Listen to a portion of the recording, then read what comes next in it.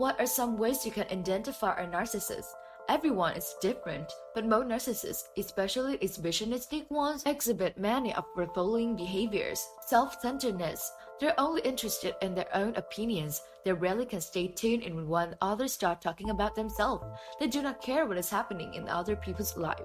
Dominate conversations. Because of their continual need to feed their self-esteem by exhibiting themselves to an admiring and attentive audience, they are likely to continually talk about themselves to the point where it becomes difficult to have a normal conversation.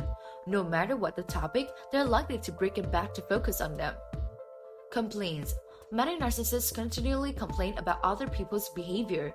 This waiter did not bring their food order promptly, that person insulted them, and so on. Name calling. Everyone who does not live up to their standard get an flattering label.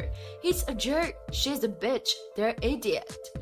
Low on empathy. If you are sick, have just lost your job, or got dumped by your lover, they do not care. They may try and keep up the basket of interest because they know that it's socially expected, but they will quickly turn the conversation back to them. Status hunters. They are preoccupied with status markers and always aware of everyone's status according to their standard. They're interested in becoming friends with those above them. They devilly ignore acquaintances to those they consider below them, and fight for dominance with those who rate to consider themselves equal to them. Oversensitive. They will respond with rage so small like to their sense of importance that most people would ignore. Hypercritical. If you listen closely to what they say, everyone in the world except them and whoever they currently idolize is doing everything wrong. Of course, eventually they will find fault with you as well. Shame.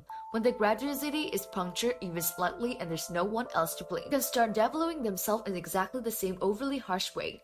If I were to be asked for the quickest way to diagnose narcissism, I would say, look for the 4 S's that I talk about above: self-centered, status-seeking, sensitivity, and shame.